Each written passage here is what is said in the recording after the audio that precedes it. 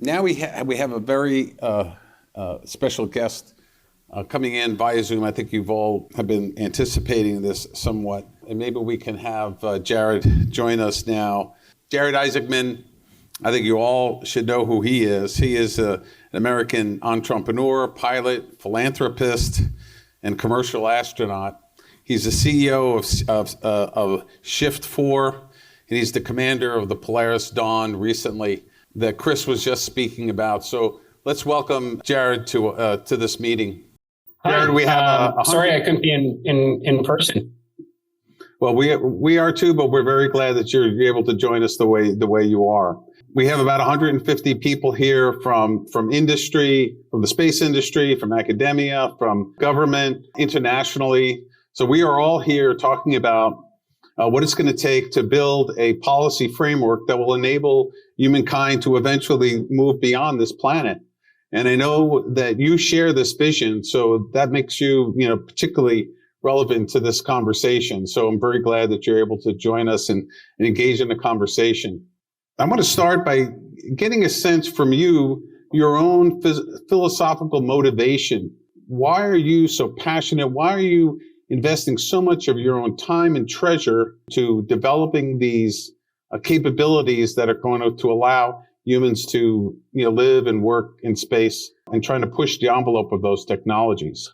It's a good question. Again, thank you for having me in this. It was great to hear a portion of Chris's talk too. I've been fortunate to hear him speak many times before, and it was certainly great to partner with Mason, with his labs and Weil for some of the research that we've done on actually both Inspiration 4 and Polaris Dawn.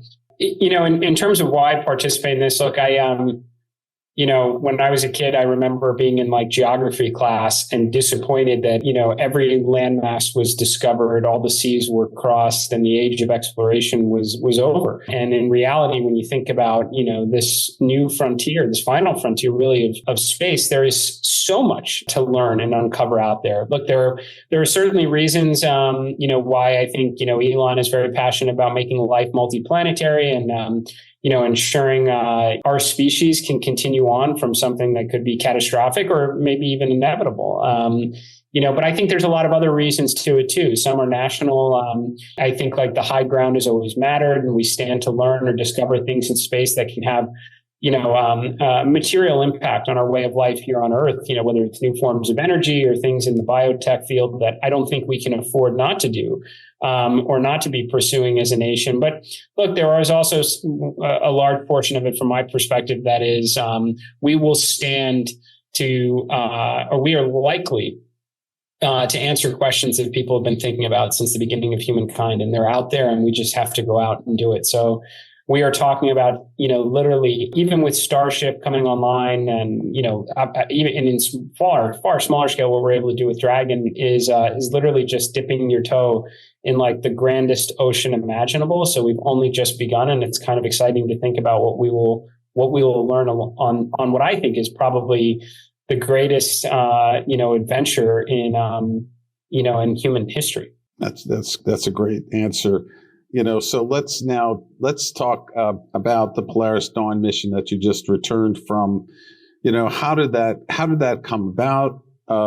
Why are you taking such an important lead on commercial spacesuit design and development? And what is the nature of that project and your partnership with SpaceX? So look, making sure to give credit where credit is due. There are 14,000 people who show up every day at SpaceX that are making these things happen. Obviously suit development is an important part of it, but, the enhancements to the software for, radiation fault tolerance capabilities, it's just, I'm lucky to be able to have be a small fly on the wall of some of the history that they're making. But how it all came to be, Inspiration 4, I feel very lucky. I had no idea I was going to get the opportunity to lead the first civilian mission to space, of which the objective really was just show it can be done, that you didn't have to be one of the lucky few, struck by lightning to be a government astronaut, and that people could be, happy, healthy, and productive in low Earth orbit, and do it in a very inspiring way, inspire people to look up and dream to the stars, but also how the world that we live in every day could be a better place. Do it in a balanced way, because even long before there was a commercial space industry. There's been plenty of debate of why we're going to the moon when so much is wrong in the world we live in now. So, try and show that this is a good thing for humankind, but we won't ignore the challenges we have here on Earth. So that's where our partnership with St. Jude came in. And honestly, like with every objective complete, I thought it was probably going to end, and that the bar was set sufficient for all the other fun missions to follow. But I was invited to Starbase just before the launch, and then again in October of 21, and met with Elon and saw Starbase and saw it. Really, I've described it as a religious experience, really. I truly felt like this was the gateway to Mars and that this vision was achievable. And what was proposed was, let's work together on a test and development program. We're never going to do EVAs as a normal course from Dragon. There's no airlock or whatnot, but we will certainly do it when we have armadas of starships in low Earth orbit or going to the moon and Mars. So we're going to need spacesuits. We're going to need to get outside the environment we've been to frequently, which is low Earth orbit, and get into the higher MMOD, higher radiation environments. We're going to need to unlock different deorbit profiles from those kind of high energy events. Let's learn as much as we can. We're going to need new communication methods, using laser links. Let's do this. And that way we'll kind of better set up like humanity for success when the light switch is thrown, when starships come online, because it will be as I think many people probably in the audience say, it will be a light switch type moment.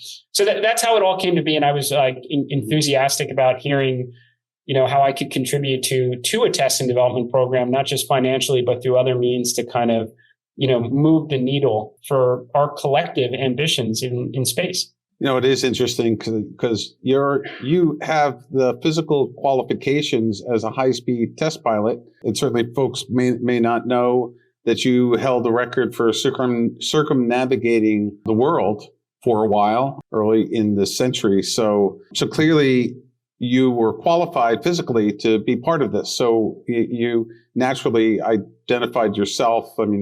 Can you speak to why you chose to do this mission rather than defer it to someone else? I know hundreds, like thousands of pilots I've met that are certainly better and more experienced than me. And NASA's done an awesome job, selecting great test pilots among others in their field to go up in space. So I definitely wouldn't want to imply that I have a good background for this and a passion for it and can contribute. And I was thrilled to do it. This has been a childhood dream of mine. When I was in kindergarten, I checked out picture books of the first shuttle flights and told my kindergarten teacher that someday I was going to go to space. And, when I got old enough to realize that was like an outrageously unrealistic dream, I became a pilot and started doing a lot of awesome flying and always seeking the next challenge, in defense, aerospace, record flights, airshow flying. It was all awesome. I thought, again, that will be as good as it'll ever get until the commercial space industry came to be. And it was like, what? Maybe there is a shot. I certainly didn't expect it to be before even NASA's Crew 1 flew, but it was like in October of 21, before even Crew 1 flew, Inspiration 4 was born. So, and then, having that mission is successful, I was very passionate about Polaris and glad to be able to continue to participate. But this goes back to a childhood dream, like a lot of kids. Yeah. And I hope there's a lot more that look up and think about being astronauts someday. So you have to tell us, when you opened the hatch and you went for the spacewalk, what was that like? How incredible was that? It was a lot more than I anticipated. There's only so much training we can do here on Earth. We've spent hundreds of hours throughout the EVA suit development, pressurized and hanging from the ceiling, doing some cold touch testing. We went through a lot. We even went into a vacuum chamber at NASA, JSC, which is kind of like the final acceptance test of the suit and certifying it for spaceflight. So we had a lot of sensations kind of in isolation, if you will. And then during the EVA, it all kind of fuses together in the same moment. There's obviously the visual stimulus. It's amazing, but you've got adrenaline pumping, you've got the pressure changes, which then, winds up resulting in a pretty big temperature change. There's some physicality of pushing against the suit, and it all kind of comes together, and you're what you feel, at least what went my mind, is very different than when looking out the window, which is also a very powerful, moment. The Earth looked beautiful. I felt so lucky to be there and representing the work of a lot of people that's that's what's amazing. A lot of what we did on Polaris Dawn was no different than the space race. It just wasn't being funded by every taxpayer at 4.5% of GDP. This was SpaceX saying, we need suits. so people can use them on Mars someday. We need like inexpensive, mass producible suits that keep people alive when they get outside their habitat and build and discover. And we were getting an opportunity to test out the first iteration of that, investment from SpaceX. So that was awesome.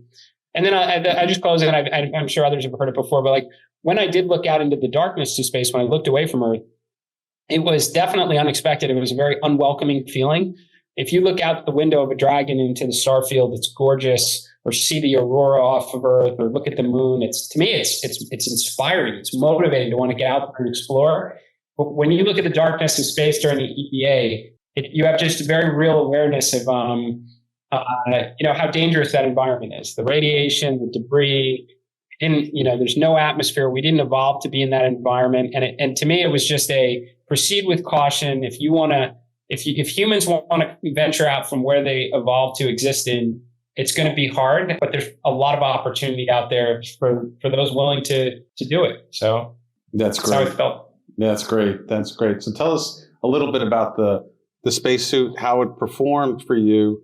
What was there anything unexpected with the suit itself, the EVA suit? I think there were very few differences from what we predicted, which is great. The whole purpose was to gather data and bring it back to SpaceX so they can iterate and make their next suits. Nobody thought that the suit we were wearing was going to be the definitive Mars article, but it's a good step in the right direction. We're running at higher pressure, so 5.2 psi versus the current EMU or even the much lower pressure suits worn during the Gemini days. And that's good because the higher the pressure we can run at, the closer we get to being able to jump out of your habitat, with the suit on without an extensive pre-breathe. So that was a step in the right direction. Mobility worked really well. Some people point to your arm seemed like it was very stiff just holding it up. That was just in its resting place. So wherever you stop moving is where it stays. So I was doing everything with the other arm during that test. So I think we knew we want to improve the dexterity. So there's already glove enhancements coming.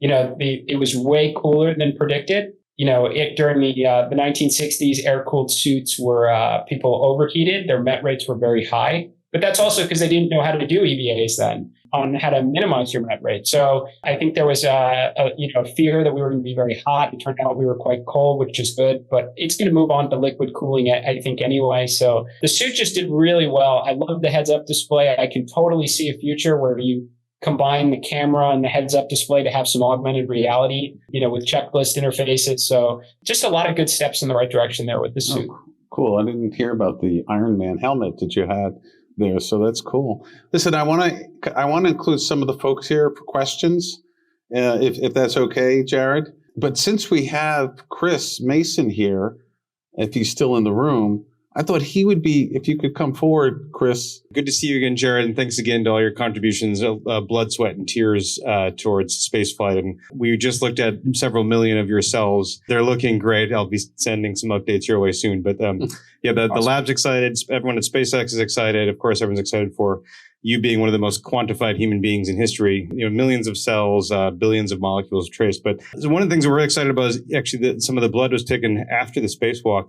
I'm curious, actually, physiologically, with essentially a version of the pre-breathe and then also the repressurization. How did you feel physiologically? Because we'll be looking for any signatures of that in the blood work and also any other physiological changes we're going to look at in the chemistry and the biology. Hey, Chris, thanks for all that you and your team does on this. Look, as you know better than anyone, humans don't perform great in space, especially the first couple of days. And we're on the precipice of literally thousands of people being able to access this environment thanks to starships and factories making them. So keeping everybody happy, healthy, productive is a big priority. And I'm glad you guys are trying to understand these effects, help those future explorers, navigate that environment. If I was to give you anything, we were fatigued. We were fatigued the whole 5 days. There wasn't a lot of sleep. It's not unique to the post-EVA environment, but I think there was probably a little bit of a crash. We all took, some naps shortly thereafter because, we had 5 days to get through, just under 40 science and research experiments. We didn't want to miss any. And we just weren't sleeping a whole lot. So I thought it was interesting when we were doing the post-flight data reviews, and we used 12% more oxygen than what was predicted relative to any other crews. And I asked, I was do you are you aware if the other crews were probably sleeping? And they were. And I was like, well, there's your 12%. So I don't know if that's that helpful. Like the pressure changes during the pre-brief for the first 2 days. I think for those crew members that were, going through space adaptation syndrome and trying to adapt, it certainly doesn't help that you're being kind of dragged up a mountain with lower pressure environments. I'm sure that made things a little bit more difficult, but really when the EVA was done, I feel like it was a major milestone that was checked off, and we all used it as an opportunity to just get another, 30 minutes of a power nap in before, getting back to work. Well, on the subject of the scientific missions, I understand there were more than 40 experiments that you took up with you. I have our next question is related to that as well. Hi, Jared. This is Donna Roberts. And the last time I saw you, I was stuffing your head inside a contraption and making a whole lot of noise around you while you were falling asleep on my table. I really want to thank you and your group. Thanks. Good to see you again. Yeah. Thanks so much for participating in our study. It really means a lot, and it's really going to make a huge difference as more and more people get to go into space. But my question for you is, we're studying your brains and taking pictures of your brains. And so I was wondering if you or anyone of your crew experienced any type of neurological changes, any cognitive difficulty, or astronauts will talk about space fog. I saw that, you guys did this amazing EVA, and then, oh my God, the violin performance by Sarah, that was just amazing. If anyone hasn't seen it, you have got to watch this video. So it didn't seem like it was affecting performance. So I'm just wondering, did you notice anything or anyone of your crew?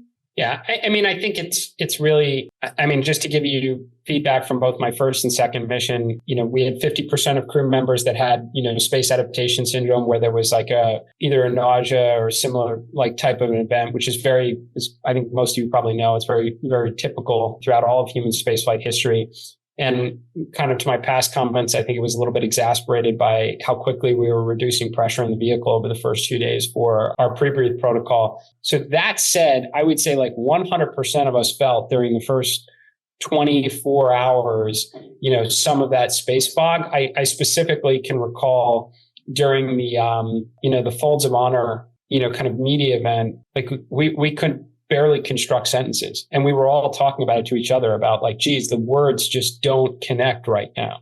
And that literally, I think, was peak for us. It does build up a little bit. When you first arrive on orbit, there's a lot of adrenaline. And I think, you're kind of eager to get to work. So you don't really notice it then. But I think like right at that 24-hour mark was probably peak, where you could read a checklist just fine and follow instructions. But like the ability to just even assemble a sentence was just challenging. Like you just couldn't put those things together. And then it gradually recovers very quickly thereafter, I think. But yeah, that first 24 hours, there's certainly that, space brain or space fog, I think, as people have described it. Well, thanks. We're still analyzing the data, but I can at least say that no major areas of injury or anything like that in the images. So that's really good.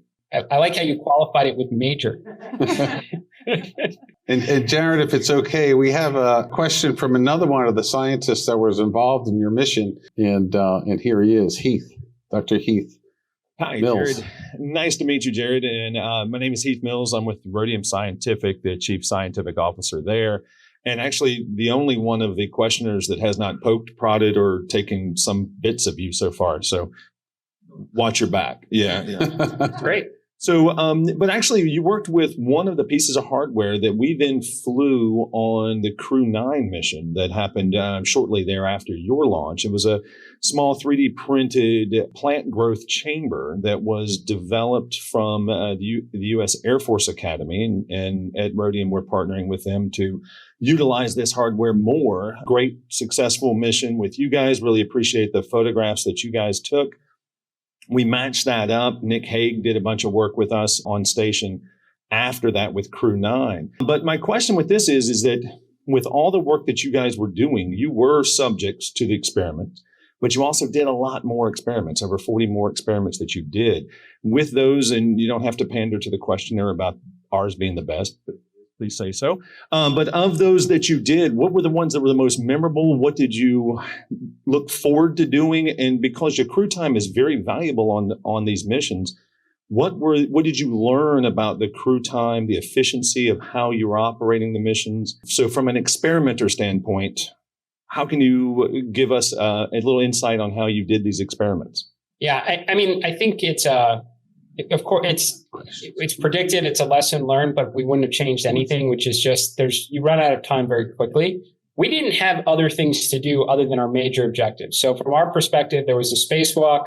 There was the Starlink demonstration using laser links for the violin performance. There was the high apogee pass, and it was all science and research. So like from our perspective, we would have sacrificed anything else to make sure we got through as much as we could. That was why we were there. I will say like there in a lot of ways, I think from a SpaceX perspective, the free flyer concept of launch and recover without going to the space station is perceived to be easier in some ways because it's entirely within their control. You don't need to go to the space station. You don't have to work with any third parties. The drawback is you're on the clock. So you have to come back within 5-6 days at the most, just based on life support consumables. You have to be highly confident in the weather. Dragon is very susceptible to its wind limits. That's what kept Crew 8 up there for a very long time before they could come home. So that affords you no time to adapt to space like you have on the space station. You're just on the clock as soon as you get going. And as a result, like I said, we really didn't sleep a whole lot. So that's just kind of just general, like what the environment was like. And again, we wouldn't have changed anything about it. In terms of like the things that we enjoyed the most, I mean, we had one crew member that did have a very minor case of spaceflight associated neuroocular syndrome, like literally arriving into orbit. The reading glasses typically used were ineffective, like just a substantial vision change right away. And it was corrected almost, immediately returning to Earth. But we know that's a problem. And we had a number of experiments associated with it. So we had a special 3D ultrasound, device that, with a Surface Pro, we were able to take 3D ultrasounds of the optic nerve. We had two different ways, the QuickSee and the pupillometer for eye measurements. I wore, this triggerfish, the cyborg contact lens with the pressure transducer in it, for about 12 hours to get intraocular pressure, readings. So hopefully all of this data can come back and give some answers, because obviously, if, we're sending people to the moon or Mars, we'd certainly love for their vision to be, reasonably intact when they get there. So I think that's an area of study that we were pretty interested in. That's great. So let's open this up for other folks who have questions. Anyone else? Okay, there you go. Sure. Jared, I was wondering if there's going to be another movie. I really like the Inspiration 4 movie that was on Netflix. Is there going to be another one for this mission as well? We've had the same documentary crew with us from Inspiration 4, so I couldn't tell you, where it's going to go, Netflix or whatnot. And I honestly don't know if they're going to say that what they have for Polaris Dawn is enough, or they're going to bundle with another mission or even the third. So, but I do think it's important to capture this. And what I would say that's different, Inspiration 4, which we don't control the direction of it all, was very much about the human story. And I think, a lot of emotional connections. This being a development program, I've been trying to push as hard as I can to capture all the people behind the scenes that are building the suits, that are making, two objects in space communicate over a laser beam, work, all the engineers behind the scenes that make it all happen. Yeah, I couldn't tell you when anything comes out or whatnot, but it's being captured. Hello, Jared. I'm Liz Kennick from Teachers in Space. We are. You could look at the camera there back in the back. Yeah, thank you so much for showing the way. And one of the things that teachers really want to know right now is what lessons would you like them to get their students thinking about, especially in middle school and in high school, that you're learning about as you and other citizens are working in space and getting to understand that environment?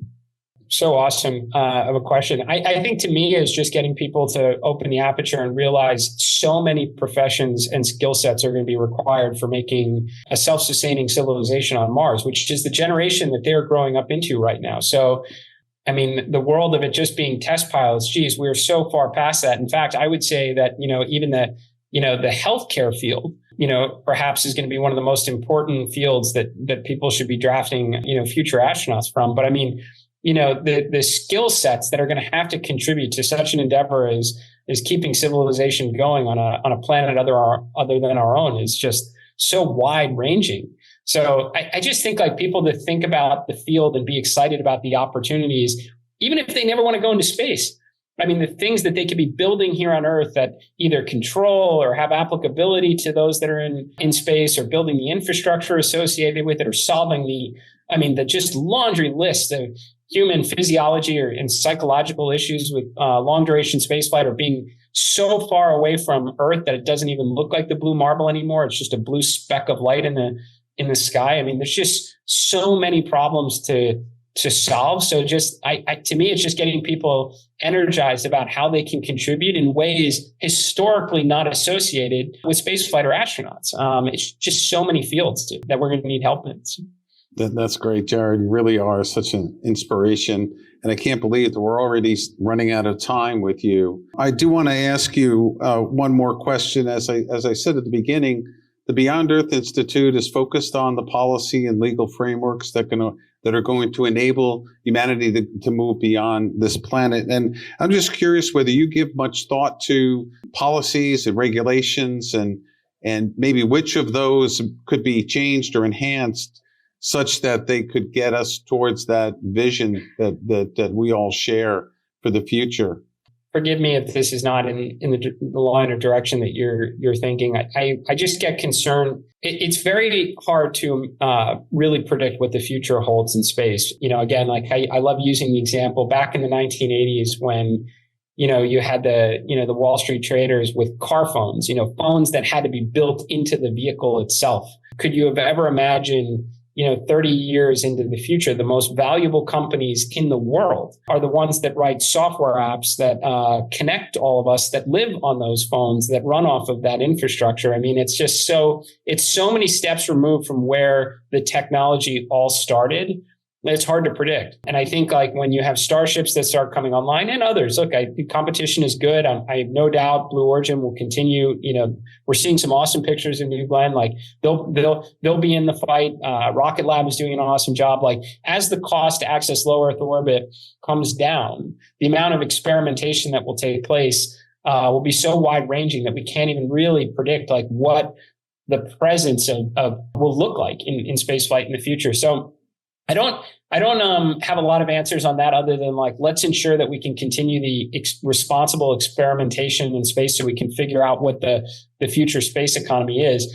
From a policy perspective, one thing that I think would be like important, again, not sure if this is directly where you're going, is like, it is so imperative that, future conflicts do not include any like real kinetic activity in space. I don't think that is wishful thinking necessarily, even though there have been, ASAT tests in the past, because I do think that like the world has acknowledged there are some radioactive red lines, quite literally. Like we don't blow up nuclear power plants and take large portions of the land and make them, uninhabitable for 100,000 years or something like that. We can't do the same thing in space. And it's hard because it is the high ground, and we are increasingly putting more and more assets up there that have like real military value, which makes them a target. But we can't ever have a shooting war like that. I think I had a great appreciation visiting White Sands Missile Range. NASA has a facility there where they accelerate very small objects to near orbital velocity speeds, but not orbital velocity. And you can see what 2 millimeters of aluminum does. And the answer is it goes through like 1.5 feet of aluminum. Like what you learn about micrometeoroid and orbital debris is that you can't stop it. You just have to try and avoid getting hit by it. And if you do, you need to have enough time and protections in place to like fix the problem. But the reality is the objects that are up there, and there's so many that we can't see or track right now, will shred a spaceship or a human outside of it. So I can't imagine with that already being, we had, we took MMOD hits on Inspiration 4. We took it on Polaris Dawn. We had debris avoidance maneuvers on Polaris Dawn. Like, I can't even imagine what it would be like. And the answer is it's probably like, it probably just becomes a domain that gets shut down for an extended period of time if there's ever any sort of shooting conflict that just increases the debris environment by, orders of magnitude. So that is one policy I hope world leaders can arrive at and ensure that like we can actually go out and try and unlock the mysteries in the universe and not by our own self-inflicted wound constrain us to the boundaries of Earth. Well, that's a perfect answer. And debris mitigation and space situational awareness is an extremely important and existential issue that has to be addressed, and again through policy. So we're out of time, Jared, but I do want to give you a chance to offer any parting words to the group here that may occur to you. No, I appreciate you having me speak and love the questions. Like I get really excited by other people that are excited about what we might stand to learn, when we can get out there and explore really even our solar system, let alone the galaxy or universe. So I said in my initial remarks, but I truly believe those that are in this field and excited about it are on the greatest adventure in the history of humankind. I mean, what more than going out and, understanding and unlocking mysteries in the universe. So just appreciate everyone's contributions to it from all aspects. It's going to take literally, I've said it before, like an army of inspired dreamers, to kind of help us, in this grand endeavor. So thank you. That's great, Jared. Well, thanks. Let's give Jared a warm round of applause. Thank you for joining us, Jared. Next year, maybe you'll join us in person. That'd be great. Sounds great. Thank you. Have a great conference. Take care. Okay. Goodbye.